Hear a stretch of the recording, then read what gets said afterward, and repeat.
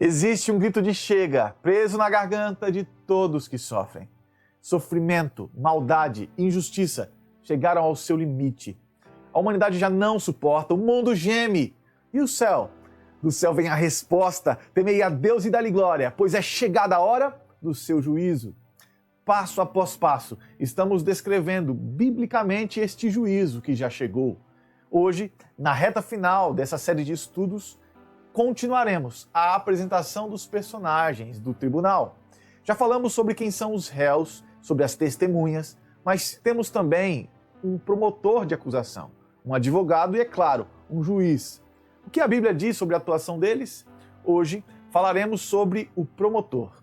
Com toda a força das imagens descritas no livro do Apocalipse, o capítulo 12, no verso 9, fala sobre esse acusador. O texto diz assim: E foi expulso o grande dragão, a antiga serpente que se chama Diabo e Satanás, o sedutor de todo o mundo. Sim, foi atirado para a terra e com ele os seus anjos. Por que Satanás foi expulso do céu? Ao longo da história, o inimigo de Deus cumpre bem o seu papel de acusar. Essas acusações, essas ações malignas, começam ainda no céu, quando tudo era perfeito. Lúcifer acusou Deus de ser arbitrário e injusto. Em resumo, colocou em dúvida se o caráter de Deus expresso em sua relação com as criaturas por meio de suas leis, se eram realmente amor. O verso seguinte, o verso 10, deixa claro qual é o papel de Satanás no processo do julgamento. Veja a descrição. Então, ouvi grande voz do céu proclamando: Agora veio a salvação, o poder, o reino do nosso Deus e a autoridade do seu Cristo. E agora o ponto-chave. Pois foi expulso o acusador de nossos irmãos, o mesmo que os acusa de dia e de noite diante de nosso Deus. Esses versos afirmam que Satanás é o acusador e que suas acusações sobre os filhos de Deus reverberam noite e dia. Porém, o que salta à vista nessas palavras do Apocalipse é a descrição da derrota que a serpente sofreu quando Cristo Jesus, nosso Senhor, pisou em sua cabeça na cruz do Calvário. De braços abertos, Jesus Cristo expôs diante de todo o universo que as acusações feitas por Lúcifer ao caráter de Deus eram falsas. O acusador havia dito que Deus era tirano, injusto, mas a morte do inocente Jesus, que sem pecados substitui os homens pecadores que mereciam de fato aquela morte, prova cabalmente que Deus é amor. O acesso de Satanás ao tribunal foi cancelado, ele foi expulso por isso, mas as suas acusações contra os filhos de Deus ficam registradas. E por mais que ele tenha mentido ao acusar o caráter de Deus, as denúncias dele sobre nós humanos, infelizmente, não eram mentiras.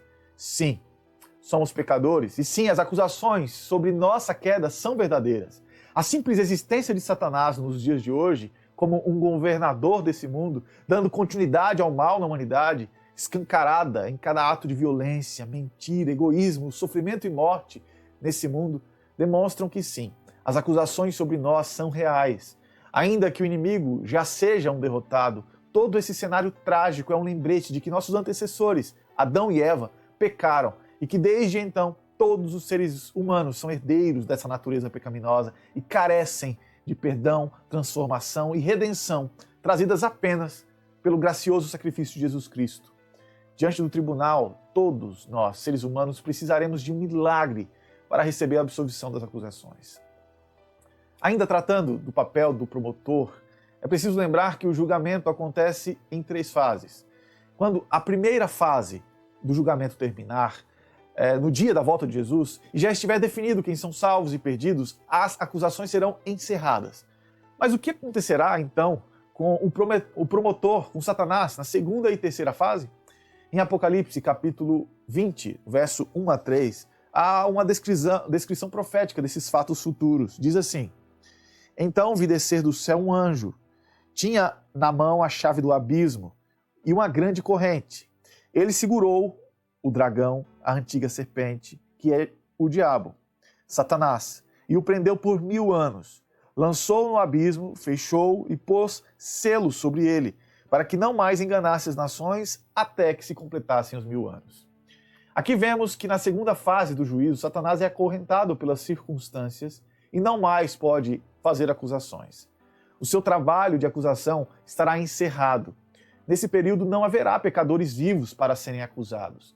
Todos os seres humanos vivos estarão no céu, transformados com uma natureza perfeita e sem pecado. E os perdidos estarão no descanso do sono da morte. Mas no final do verso 3 é dito o seguinte: depois disto é necessário que ele, o diabo, seja solto por pouco tempo. A palavra de Deus está dizendo que ao final dos 1000 anos o promotor será solto. Quando terminar a segunda fase do juízo, ou seja, esses 1000 anos descritos aqui, o acusador então será realmente solto, mas apenas para receber a execução de sua pena. Essa será a terceira e derradeira fase do juízo, conforme descrito no verso 10 de Apocalipse 20. Diz assim: o diabo, o sedutor deles, foi lançado para dentro do lago de fogo e enxofre. Olha que interessante. Aqui acontece o fim desse promotor. Assim, dessa maneira, ele será destruído. O causador de todo mal será eliminado. Cada fase processual do julgamento de Deus, em cada uma delas, as provas e as testemunhas apresentadas demonstram que somos nós, humanos, merecedores da condenação. Sobre essas provas e essas testemunhas, nós já falamos no episódio anterior, que você pode assistir, se você desejar. Agora, o fato que precisa ser ressaltado é que, a menos que haja uma reviravolta no julgamento, todos os seres humanos merecem receber o salário do pecado, que é a morte. Mas nós podemos crer que essa reviravolta pode ser experimentada por cada filho de Deus, porque temos Jesus. Quando aceitamos Jesus e seu sacrifício em nossa vida, o inimigo de Deus não tem poder sobre nós. Suas acusações batem num milagroso muro de sangue construído por Jesus. A voz do promotor é silenciada pelo perfeito caráter de Cristo, que cobre o pecador arrependido. Enfim, o grande causador do mal, sofrimento e injustiça desse mundo deve ainda tentar. Ele ainda tenta destruir você, acusando e enfraquecendo a sua fé. Mas ele pode ser derrotado em sua vida agora. Como vencê-lo? A palavra de Deus promete: submetam-se a Deus, resistam ao diabo e ele fugirá de vocês. Tiago 4, verso 7. Portanto, você deseja agora derrotar o inimigo e calar a sua voz acusadora? Então entregue a sua vida a Jesus, aceitando a graça, arrependendo-se dos seus pecados e se submetendo totalmente a Deus. Você já se submeteu a Deus, aceitando Jesus em sua vida? Então se alegre, tenha esperança, pois o tempo chegou. Vamos dizer chega! Chega, Jesus. Eu posso orar por você agora? Senhor Deus, todos nós que estamos diante do Senhor neste momento, somos humanos, pecadores, e merecemos o salário deste pecado. Mas, Pai, obrigado porque o Teu Filho Jesus morreu na cruz do Calvário por nós. E obrigado porque esta morte, esse sacrifício amoroso, gracioso e poderoso, nos liberta das acusações do Teu inimigo.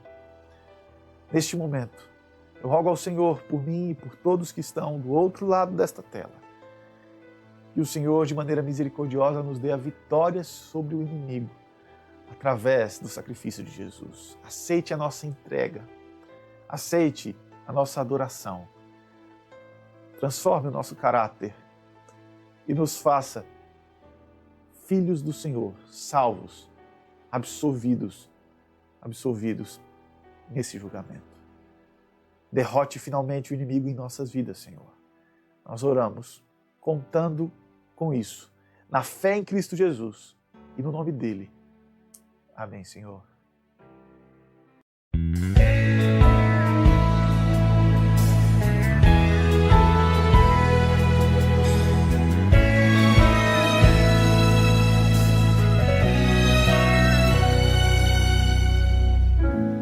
Eu preciso de poder para vencer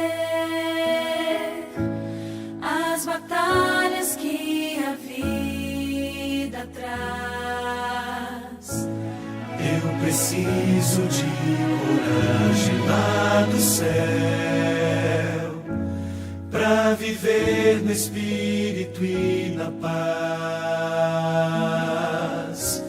Quando sinto amor de Deus, não consigo compreender tudo que Ele fez por mim, mas eu posso receber.